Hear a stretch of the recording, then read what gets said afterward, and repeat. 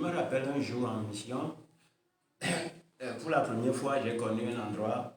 Et quand je passais à cet endroit, j'avais remarqué quelque chose.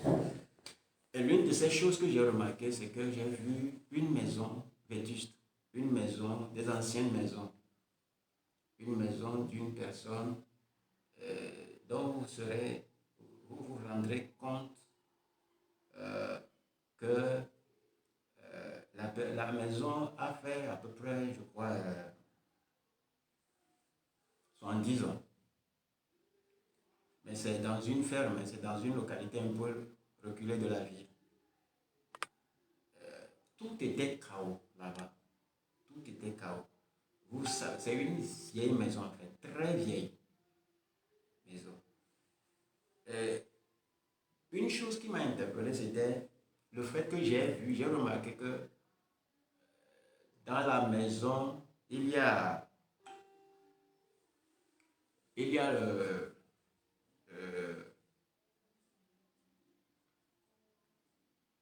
il y a un puits, mais un très grand puits, bien fermé, protégé, mais le puits aussi a vieilli. Et c'est probable que le puits a vieilli plus que le truc là. Le puits a vieilli plus que la maison elle-même.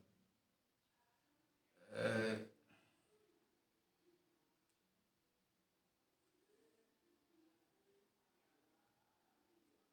vous remarquez déjà que euh, la personne qui est la propriétaire ou bien le propriétaire de la maison, euh, c'était un opulent, c'est un homme riche en son temps. Vous sentez qu'il est riche. C'était un opulent. C'était un homme de, si je peux dire ainsi, c'était quelqu'un qui était euh, honorable.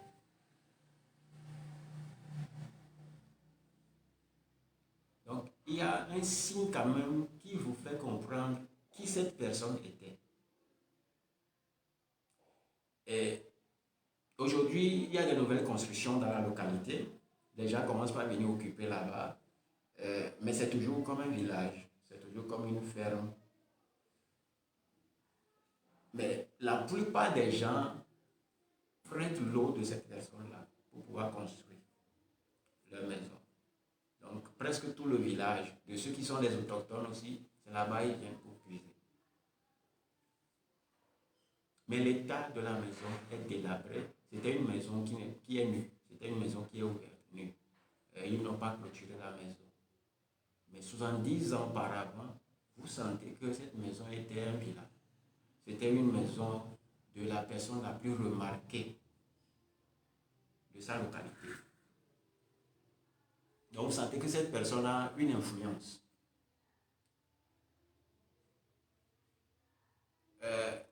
Le puits m'a dit beaucoup de choses.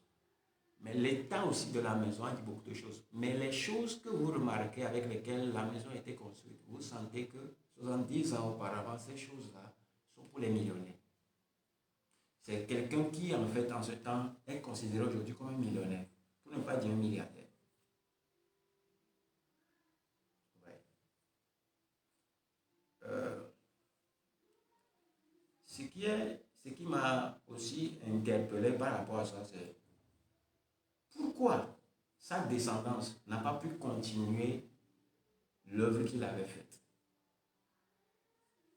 Et l'une de mes questions était, qu'est-ce qui n'a pas marché? Et je vais vous donner une réponse que Dieu m'a donnée. Maintenant, je vais ajouter un autre. Je vais ajouter une autre réponse par rapport à cela. C'est que soit cette personne a acquis sa richesse dans la méchanceté. Donc, il y a deux choses ou deux raisons, deux facteurs qui auraient fait que sa notoriété ou bien sa dignité ou encore son influence n'a pas vécu dans le temps. Maintenant, mis à part le fait qu'il y a quand même un puits que les gens utilisent, ce puits n'est pas utilisé à son avantage. C'est-à-dire, les gens profitent de ce qu'il a fait, mais ses propres enfants non. Pourquoi cet endroit est un endroit stratégique? Je ne vais pas trop aller dans les détails, mais là où il a construit, c'était un endroit stratégique, dans la contrée. Mais il n'y a personne. La maison a été laissée comme ça, délabrée, inhabitable. Les seules personnes qui peuvent habiter là-bas, c'est les fous. Un être humain censé ne peut pas rester là-bas. Même si on te donne ça cadeau, tu vas poser des questions parce que c'est comme une maison hantée. L'une des raisons, c'est que soit il a acquis sa richesse sur le malheur des gens. Et cela est devenu une malédiction pour lui et sa génération. Ou soit il a été victime des gens qui étaient contre sa richesse. Maintenant, qu'est-ce que Dieu m'a dit par rapport à lui, son cas spécifique? C'est ici qu'intervient toujours ce que je vous disais dans l'autre message, le discernement, la sagesse, la perception divine ou spirituelle des choses. C'est là-bas qu'intervient le prophétique. Nous les chrétiens, c'est de cette façon qu'on juge les choses. On juge les choses par l'Esprit de Dieu. Nous ne jugeons pas les choses selon les résultats ou l'apparence. Ce n'est pas parce que quelque chose a réussi que cela vient de Dieu. Et ce n'est pas parce que quelque chose a échoué que cela ne vient pas de Dieu. Dieu peut t'envoyer une chose, tu échoueras. Pas parce que Dieu ne t'a pas aidé, il t'a aidé. Mais la chose va échouer, non pas parce que toi tu as échoué, mais parce que les gens ont échoué à comprendre l'intervention divine.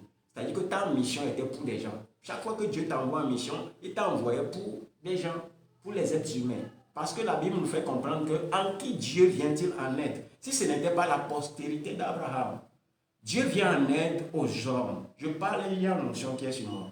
Quand je parle, je sens la présence de Dieu. Mon cœur rempli. I'm feeling the anointing when I'm talking.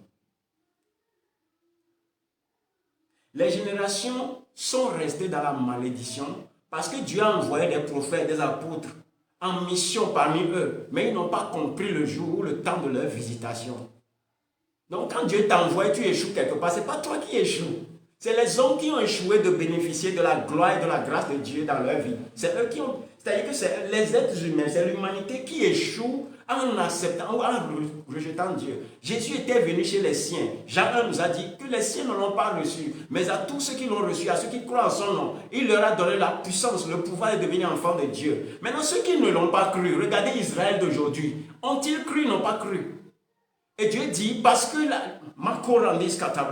vous savez, Jésus a dit, Dieu a envoyé des prophètes à son peuple. Ils les ont tués, ils ont battu d'autres.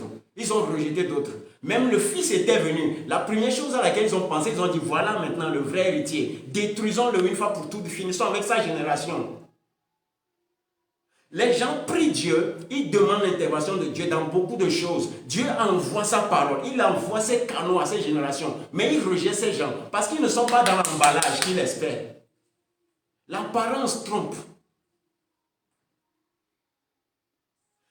Tu peux réussir un projet, tu peux réussir un ministère, mais sans avoir la prospérité divine. Réussir un ministère ne veut pas dire que tu as la prospérité. Tu peux réussir quelque chose sans que Dieu ne s'y trouve.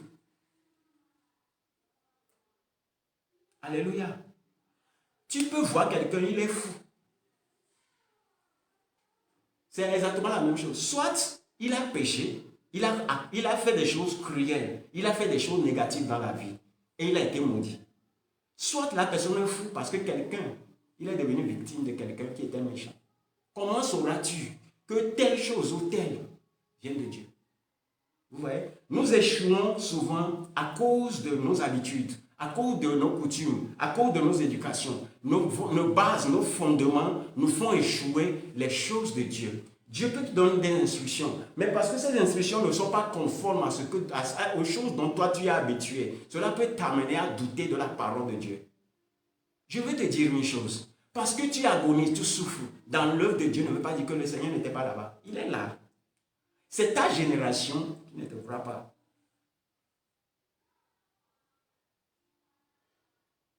Alléluia. Cela va rejoindre le message dont je parlais pour la saison. Quand je vous parlais je vais vous conduire dans quand même comment on assaisonne. How to season something. Et j'ai parlé des 3 facteurs là. J'ai parlé de la semence, la qualité de la semence, la qualité du sol sur lequel tu vas semer et la qualité de l'environnement, l'atmosphère, le temps, la saison. Maintenant, quand je parle de la saison ici, je veux parler de l'irrigation. Est-ce qu'il y a de l'eau? Est-ce qu'il y a la pluie? Est-ce qu'il y a la rosée? Donc, il y a la semence, il y a le sol et il y a la rosée, il y a l'eau. C'est ça qui fait que tu auras une bonne récolte. Maintenant, tu peux échouer ta récolte à cause de, premièrement, le sol. Tu peux avoir une bonne graine, un bon grain, ou bien une bonne graine, une bonne semence. Et tu peux aussi semer dans la saison qu'il faut. Tu peux avoir une bonne saison, mais tu n'auras pas de récolte. Là-bas, tu dois questionner la terre sur laquelle tu as semé. Maintenant, qu'est-ce qu'on fait à la terre lorsque tu as semé une bonne graine et puis il y a la saison, ou bien il y a la pluie, il y a de l'eau, tout était bien disposé pour que vraiment tu aies une bonne récolte, mais tu ne l'as pas eu. Comment faire pour régler l'histoire ou bien la question du sol? Je viendrai vous expliquer. Mais ce n'est pas encore ça mon problème. Aujourd'hui, mon message pour vous. Mon message pour vous, c'est que le Seigneur vous aide à ouvrir les yeux. Que Dieu vous aide à ouvrir les yeux, à avoir le discernement de l'esprit. Vous voyez, le ministère des prophètes et des apôtres de Dieu, c'est pour ça. C'est pour vous conduire dans le chemin du Seigneur. Qu'est-ce qui est arrivé à cet homme pour qu'il n'ait pas une génération qui continue, qui pérennise sa gloire ancienne? Est-ce que c'est parce qu'il y avait eu des ennemis qui l'ont abattu? Est-ce l'effet d'un enchantement ou bien c'est l'effet d'une malédiction? Parce qu'une malédiction qui vient d'un être humain contre une victime, ce n'est pas une malédiction, c'est de l'envoûtement, c'est une emprise démoniaque. Donc tu peux être victime, ou des familles, ou des villes, des nations sont victimes des emprises démoniaques. On les a envoûtés à commettre des bêtises, à faire des choses gauches, à faire des choses. On dit, on t'a envoûté, on vous a amené dans un sort, on vous a ensorcelé. Ouais. Maintenant, les malédictions sont causées parfois par nos actes. Donc, est-ce que ce monsieur qui a vécu là-bas, dont la gloire s'est éteinte, est-ce parce qu'il a péché ou c'est parce qu'on l'a envoûté? C'est là-bas qu'intervient le ministère prophétique. Et tout chrétien doit marcher dans le prophétique.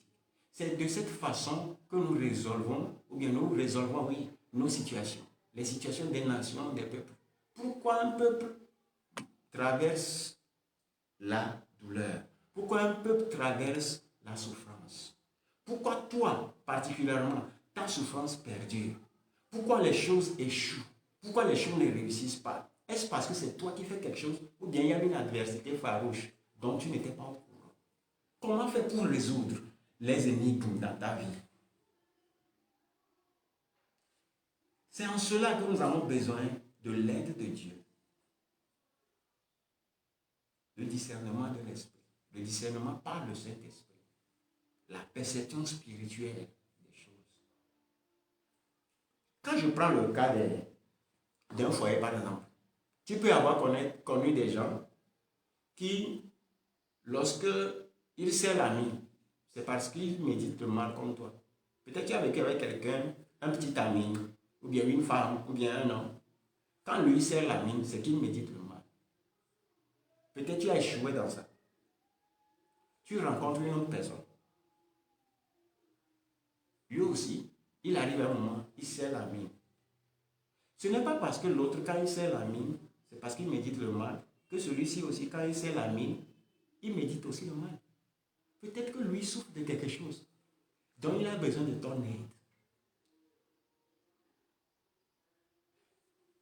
Écoutez, vous voulez avancer dans la vie, ne regardez pas les apparences, ne regardez pas les événements, regardez le jugement de Dieu. Qu'est-ce que Dieu dit concernant ça? Qu'est-ce que Dieu dit concernant l'échec de ton ministère? Qu'est-ce que Dieu dit concernant l'échec de ton foyer? Qu'est-ce que Dieu dit concernant l'échec dans tes finances? Qu'est-ce que Dieu dit concernant les circonstances de ta vie? Le chemin là que tu es en train de prendre tout de suite là, qu'est-ce que Dieu dit de ça? Telle voie paraît droit devant l'homme, mais la fin c'est la mort. Mais il y a aussi des voies qui paraissent droites, mais qui sont de Dieu. Maintenant, cette voie-là, qui t'a dit de l'emprunter? Quel est le but, l'objectif? Quel est le but, l'objectif pour lequel tu as emprunté le chemin là que tu empruntes? Les décisions là que tu prennes, les choses là que tu fais, jusqu'où ça va t'amener? C'est où? Qu'est-ce que Dieu en dit?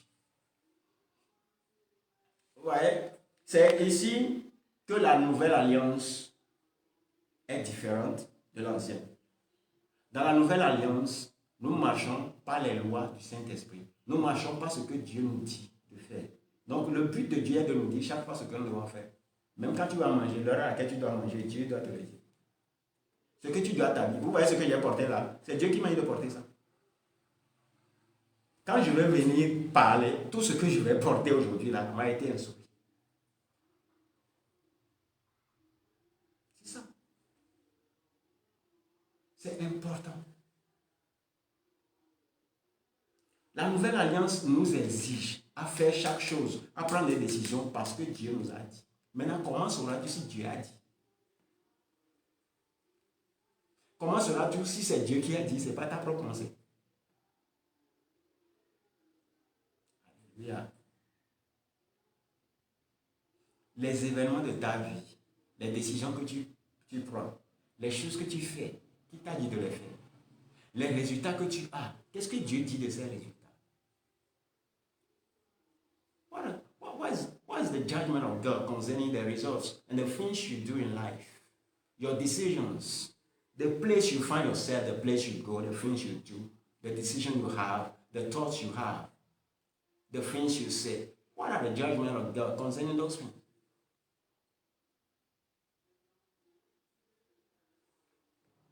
Nous allons grandir en Christ. Il faut qu'on grandisse. Parce que les jours sont mauvais.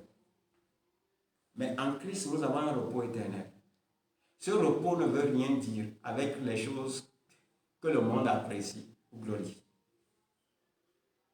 Vous voyez, la gloire d'un homme ne dépend pas de l'apparence. Ça dépend de la grâce de Dieu dans sa vie, de l'impact que cette gloire produit dans la vie des autres, ou dans la création, dans les nations. Cela peut passer sans que vous ne le voyez. Jésus a passé, Israël ne l'a pas reconnu. Ils ont tué la personne qu'eux-mêmes ils attendaient. Beaucoup de peuples attendent des gens, ou bien ils attendent des interventions de la part de Dieu, mais ils sont ennemis de la même chose qu'ils attendaient de Dieu. Tu peux être en train de combattre la volonté de Dieu sans le savoir. Il faut analyser ta vie. Nous sommes dans les saisons, vous comprenez ça? Les saisons. Donc Dieu va créer une saison dans ta vie à cause de ton attitude, de ta pensée. Donc ton attitude spirituelle ou mentale, psychologique, peut créer une saison. Ça peut te faire avoir maintenant une manière de juger les choses différemment. Et quand tu vas commencer par juger les choses différemment, ta saison sera prête. Alléluia. Je viendrai vous expliquer comment en Christ la saison fonctionne.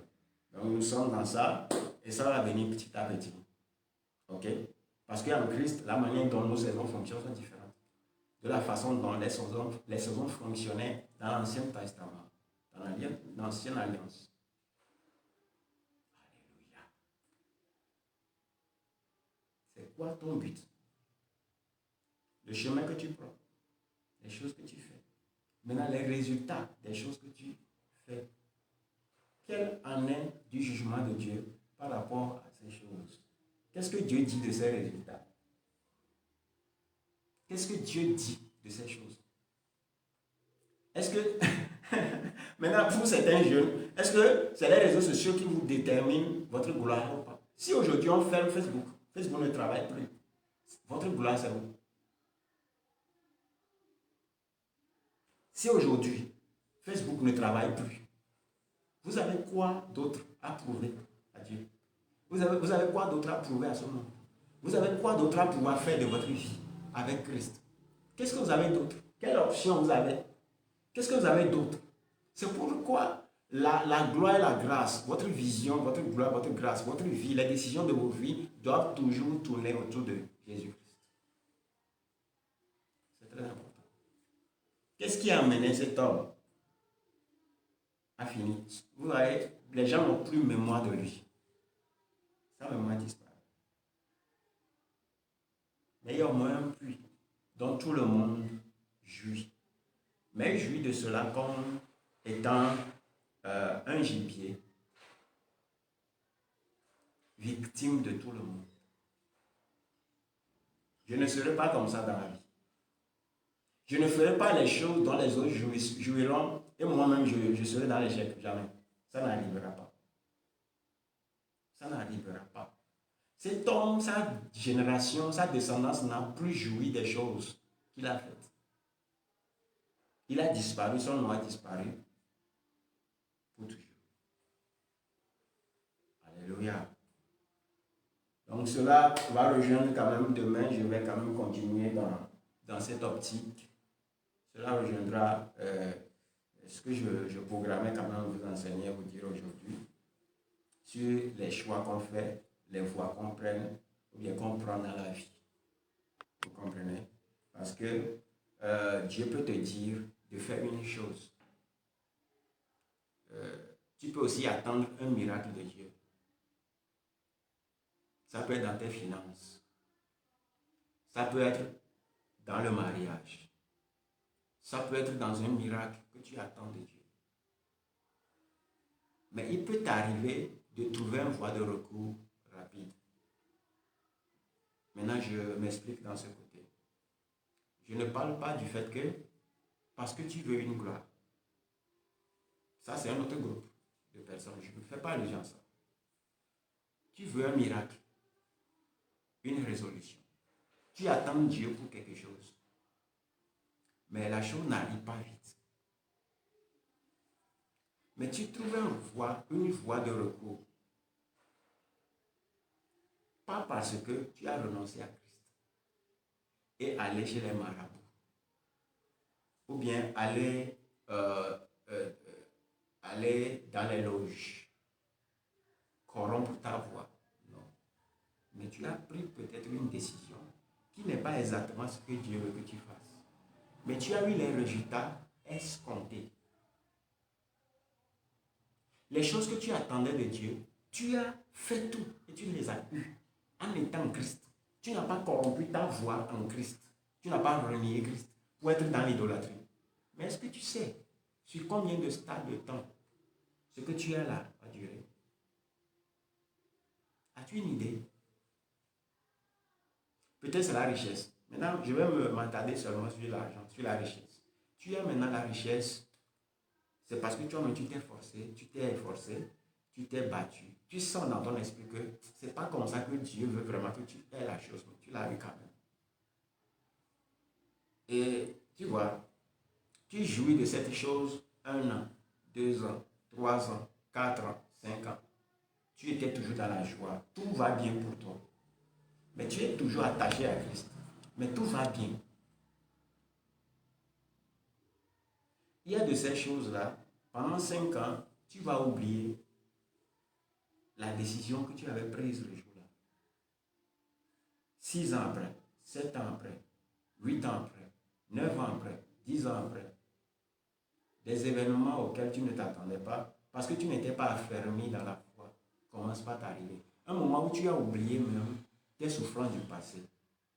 Des vents violents commencent par souffrir comme ta vie. Des choses auxquelles tu n'attends pas. Parce que ces choses-là, les choses que tu as acquises ne venaient pas de Christ. Ce n'est pas le Saint-Esprit qui te l'a donné. Ce n'est pas par le souffle de Dieu que tu as reçu ces choses. Mais tu en as joui. Peut-être même que tu as servi à la gloire de Dieu avec. Mais ces choses ne sont pas sur le roc. Ils ne sont pas solides sur le roc.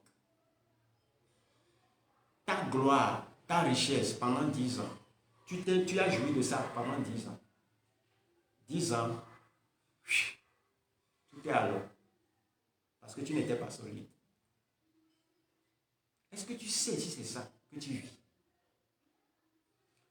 Maintenant, quelqu'un, Dieu te dit de l'attendre. Et toi, tu attends. 5 ans, rien ne change. 6 ans, rien ne change. 7 ans, rien ne change. 8 ans, rien ne change. 9 ans, rien ne change. 10 ans, rien ne change. Celui qui a la richesse te méprisait. Mais tu attends ton Dieu. 10 ans de souffrance, d'humiliation, de honte. Makom de Greso Baranis, Kandevratis Malani Kostarania. 10 ans de souffrance, d'humiliation, de mépris. Soudain, un matin comme ça, des choses auxquelles tu ne t'attendais pas. Dieu commence par te faire grâce, te bénir. Parce qu'il sait que tu t'es déjà positionné. Vous savez, la première bénédiction de Dieu, c'est le positionnement. Il te donne la connaissance, la perception spirituelle, le jugement spirituel des choses. Il te le donne. Et te positionne. C'est que tu deviens affermi sur le roc. Et commence par remplir ton immeuble des richesses, des trésors. 10 ans de souffrance, Dieu commence par te bénir. Maintenant, tu vas vivre. L'autre là, 10 ans après, sa richesse, il est même décédé. Hein? Il est mort peut-être très malade. Sa vie est devenue un échec. Un échec irréversible. Parce que vous voyez, des fois, dans ces choses-là, notre entendement, on ne revient pas souvent dans notre entendement pour demander pardon à Dieu. Parce qu'il n'y a rien dans notre cœur qui nous condamne de ce que nous avons fait. On s'est dit, mais on n'a jamais triché quelqu'un. Nous n'avons même pas corrompu nos voix. On n'a pas renoncé au Seigneur pour avoir acquis ces choses. Mais tu les as acquis par tes efforts. Tu n'as pas attendu Dieu. Tu as forcé la volonté permissive de Dieu dans ça. Vous voyez, c'est ce qui arrive à beaucoup. Vous voulez une gloire rapide. Maintenant, l'autre, après 10 ans de souffrance, Dieu commence par le bénir. Mais qu'est-ce qui se passe? Sa génération aussi est bénie. Maintenant, lui va jouir de sa richesse peut-être pendant 80 années. Toi, tu as joui de la tienne pendant 10 ans. Lui, il va jouir de ça 80 ans.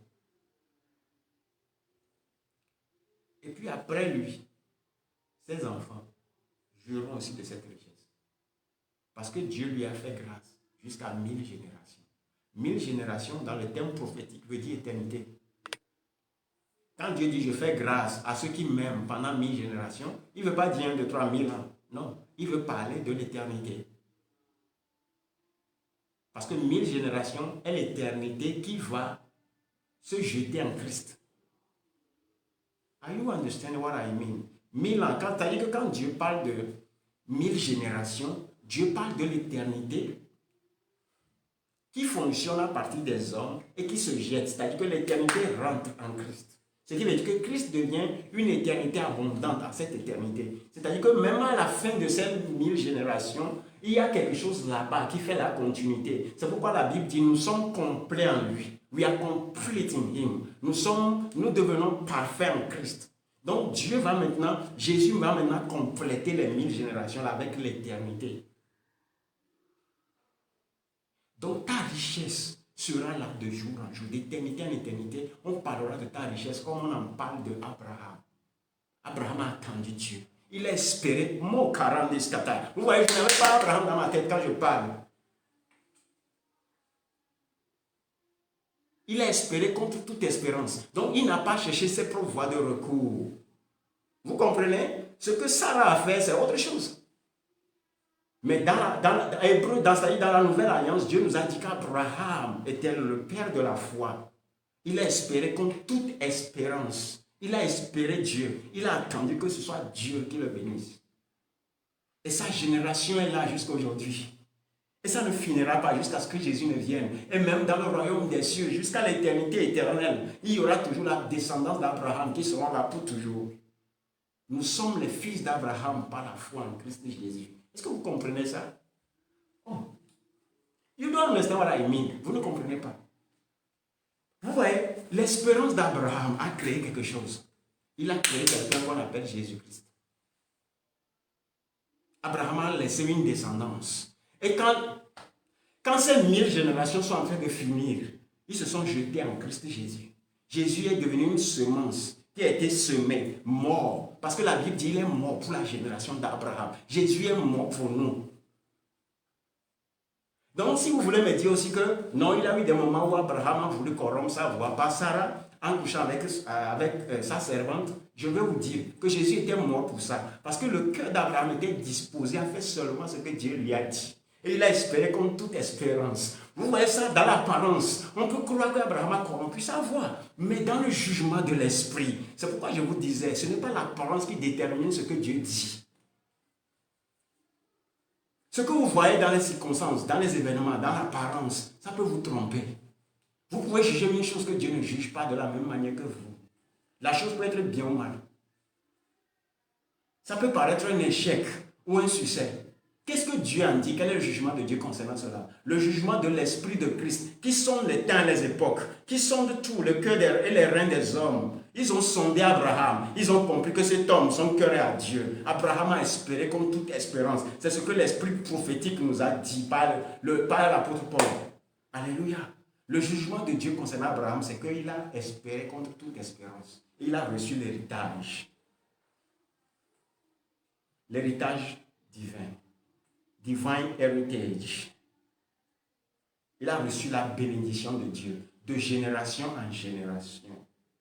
Il y a quelque chose qui nous concerne. Parce que quelqu'un a espéré contre toute espérance. Donc parfois, ton espérance, tes agonies, tes souffrances, la dureté des choses, c'est que Dieu est en train de t'établir pour tes générations. Ne méprisez pas un homme de Dieu, un serviteur de Dieu, un enfant de Dieu qui souffrait. Ne le faites pas. Ne jugez pas les hommes de Dieu sur l'apparence, sur la gloire de leur ministère. Ne le faites pas.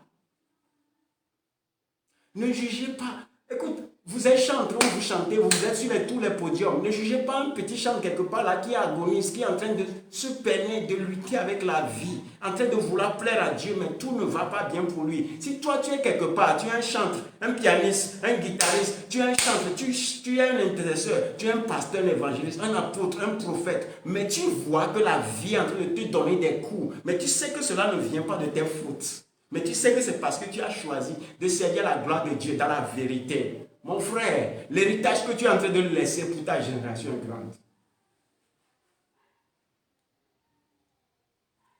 Tu ne sais même pas le prix que tu payes.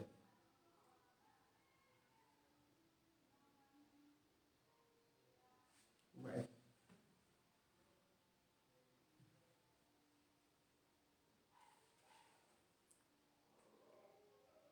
Quand Jésus est venu, il a gagné seulement 12. À partir de Jésus, le roi de gloire, celui qui n'a pas de péché, son ministère n'a eu que 12 membres. Mais regardez à partir de 12 membres jusqu'à nous aujourd'hui. Vous imaginez? L'autorité, l'impact, la dominion d'un homme de Dieu, la grandeur d'un homme de Dieu ou d'un enfant de Dieu, d'un chrétien ne dépend pas des résultats. Ça dépend de son alliance, de sa communion avec Dieu, de ce que Dieu pense de lui. Donc nous devons avoir la perception spirituelle, nous devons avoir la compréhension spirituelle des choses.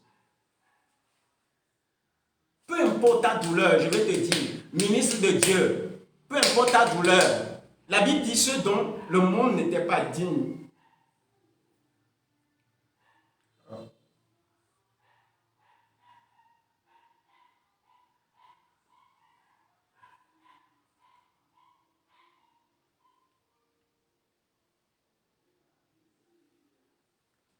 Ah, je bénis quelqu'un qui est quelque part en train de souffrir pour la gloire de Christ.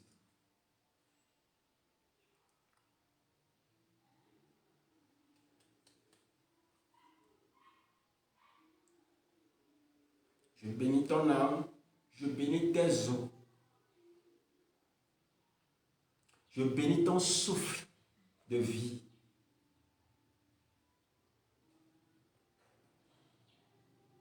Je te bénis d'une bénédiction éternelle.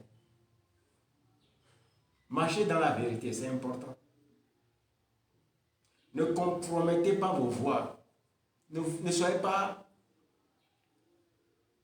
pressés. Marchez avec le Seigneur. Vous allez être surpris de la bonté de l'Éternel à votre égard. Vous voyez, vous allez laisser des empreintes éternelles qui vont témoigner de vous. Jésus l'a fait. Vous voyez, Abraham espérait contre toute espérance. Maintenant, lorsque sa gloire est en train d'arriver à la fin des 1000 ans, Jésus est venu compléter cela. Et il est mort. Il a semé la corruption. Et il a récolté l'incorruptibilité. Et plusieurs sont nés pour Abraham. Beaucoup de générations bénies. Je fais partie de ceux qui sont bénis pour la gloire de Dieu. Je fais partie des bénis de l'Éternel. Parce que quelqu'un, quelque part, un jour, a été fidèle avec Dieu. Il a marché avec le Seigneur. Sois fidèle. Pas à cause de toi seulement, mais à cause de ta génération, de tes descendants, de ceux qui vont venir après toi. Il y a beaucoup qui viendront après toi.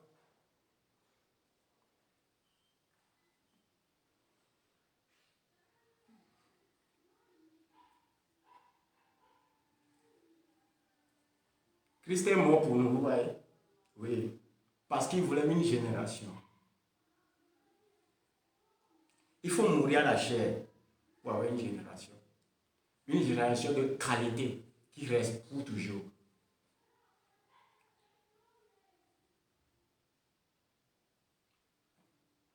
Moi, j'ai connu beaucoup de familles dont les pères ont été lâches.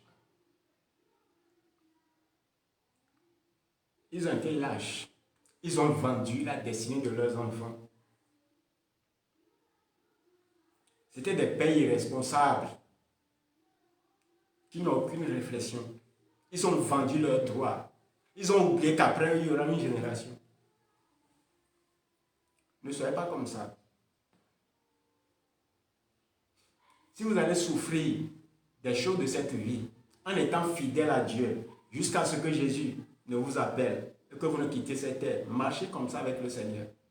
Parce que votre empreinte sera éternelle.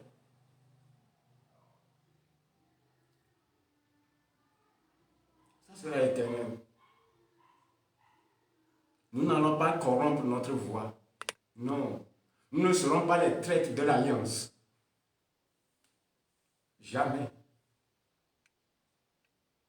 Nous n'allons jamais corrompre notre destinée. Non.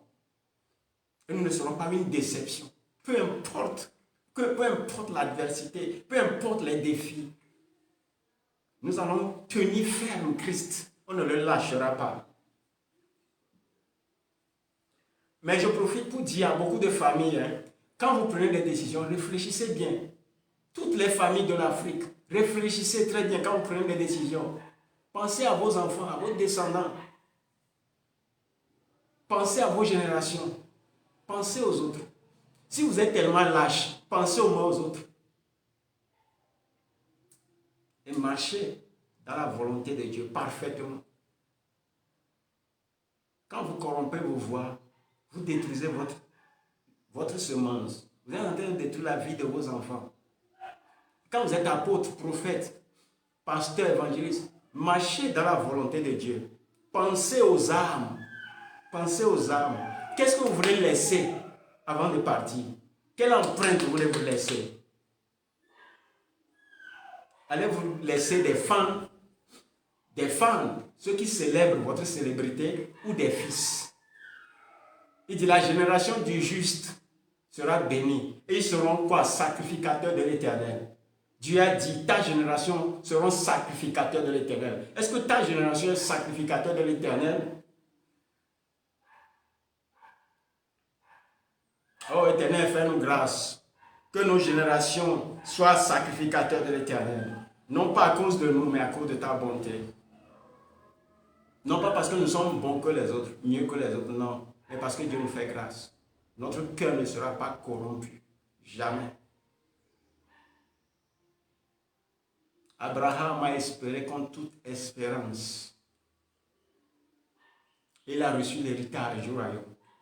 Jésus est né d'Abraham. Jésus est appelé fils d'Abraham. Parce qu'Abraham a espéré en son Dieu. Son cœur était attaché à Dieu. Il a été fidèle à Dieu. Et à partir de Jésus, beaucoup de nations aujourd'hui sont l'héritage divin, l'héritage d'Abraham. Et nous sommes bénis au-delà de toutes mesures. Pensez à vos voies. Et certainement, prenez le temps de juger les choses. Jugez les circonstances de vos vies. Jugez les résultats de vos vies. Que ce soit la gloire, que ce soit l'opulence. Je ne dis pas que quand quelqu'un marche avec Dieu, il n'aura pas la gloire. Non, c'est rassuré. Mais qu'est-ce que Dieu dit de tout ce qu'on fait, de tout ce qu'on dit, de tout ce qu'on a, les choses qu'on n'a pas, les échecs, les peines, les douleurs, les humiliations, les hontes, les avilissements, les calomnies, les gloires, les bontés des gens, les privilèges, tout ce qu'on a. Qu'est-ce que Dieu en dit? La voie que tu prends, le chemin que tu as emprunté, qu'est-ce que Dieu en dit? Ma deuxième leçon, quand vous allez prendre des décisions, pensez derrière vous. Après vous, pensez à ça. Pasteur, pense à ça. Si nos nations, Togo, les nations francophones, beaucoup de nations souffrent aujourd'hui, c'est à cause de l'irresponsabilité de beaucoup.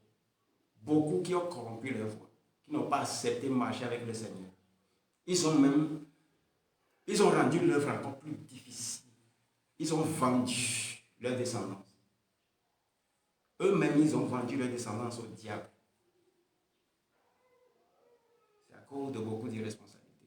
Que le Seigneur bénisse. Que Dieu fasse grâce. Au nom de Jésus.